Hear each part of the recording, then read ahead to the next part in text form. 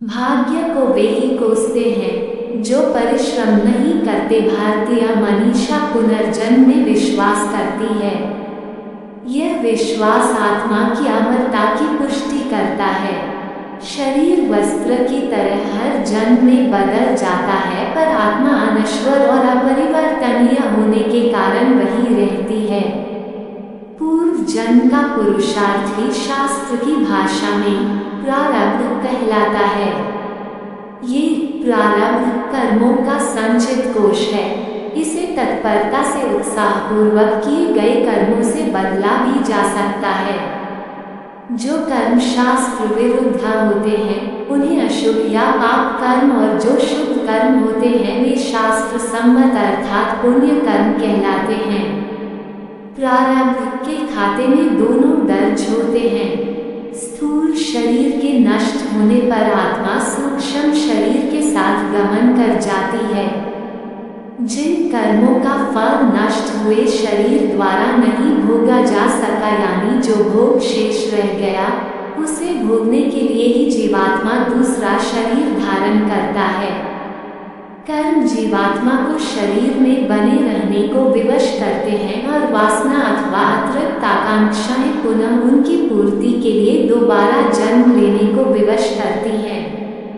जिस तरह सजा भोग रहे कैदी को जेल में उसके अच्छे आचरण के कारण जेलर की अनुशंसा पर सरकार उसे निर्धारित अवधि से पहले ही मुक्त कर देती है, उसी तरह का लाभ परमात्मा भी जीवात्मा को देता है। सद और असद कर्मों का फल सुख और दुख के रूप में हमें भोगना ही पड़ता है। गृहस्थ संत मदन केशव आंबे का गुरु जी महाराज कहते थे, वर्षा का होना तो नहीं रोका जा सकता, पर गुरु की कृपा छाते की तरह व्यक्ति को भीगने से बचाने का काम अवश्य कर सकती है। ये गुरु कृपा भी तभी मिलती है जब व्यक्ति सत्कर्म करता है। प्रारब्ध है वर्षा का होना और पुरुषार्थ है गुरु की कृपा का छाता। भाग्य को वे ही कोसते हैं जो पुरुषार्थ यानी परिश्रम नहीं करते। यहाँ ये भी समझ लेना आवश्यक है कि भाग्य और पुरुषार्थ दोनों की अपनी सीमाएं हैं। असीम तो केवल परमात्मा है। कर्म का जो फल हमारे अनुकूल नहीं होता वही दुख कहलाता है, और जो हमारे चित्त की वृत्ति के अनुकूल पड़ता है वही हमें सुख प्रतीत होता है। जिस तरह ताज़ा लगा दाग छुड़ाने में जल्दी छूट जाता है, उसी तरह कल का किया दोष आज किए प्रायश्चित से नष्ट भी हो जाता है। परमात्मा दयालु है। उसने यदि कर्मों के विधान से हमें बांधा है तो उनसे मुक्ति का मार्ग भी महापुरुषों के द्वारा हमें सुझाया है।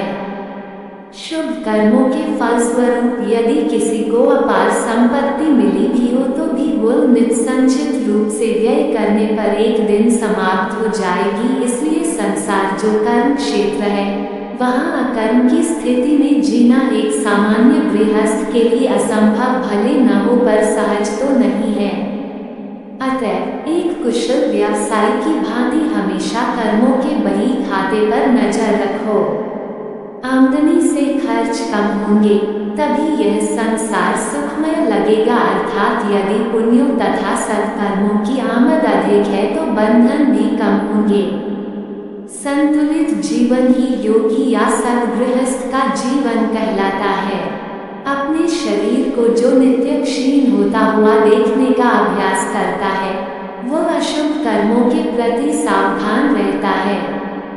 शुभ और अशुभ कर्मों के फलयोग का नाम ही प्रारब्ध है। इसलिए मनुष्य जो भाग्य का स्वयं निर्माता कहा गया है, आंख बंद कर परमात्मा को अपने अंदर खोजने वाला या जप भजन आदि से उस सच्चिदानंद परमात्मा या उसकी शक्ति की उपासना करने वाला ही सत्प्रवृत्तियों का अथवा पुण्य का अर्जक नहीं है।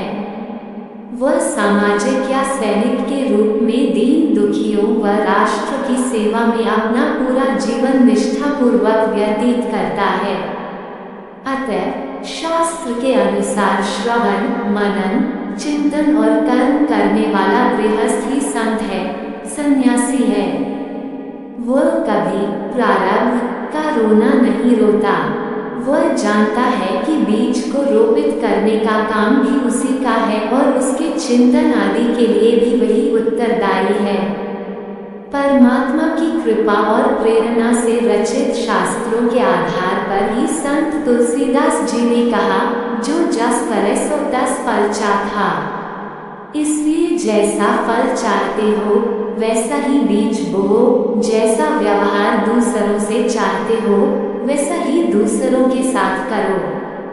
आप अपने भाग्य विधाता स्वयं हो।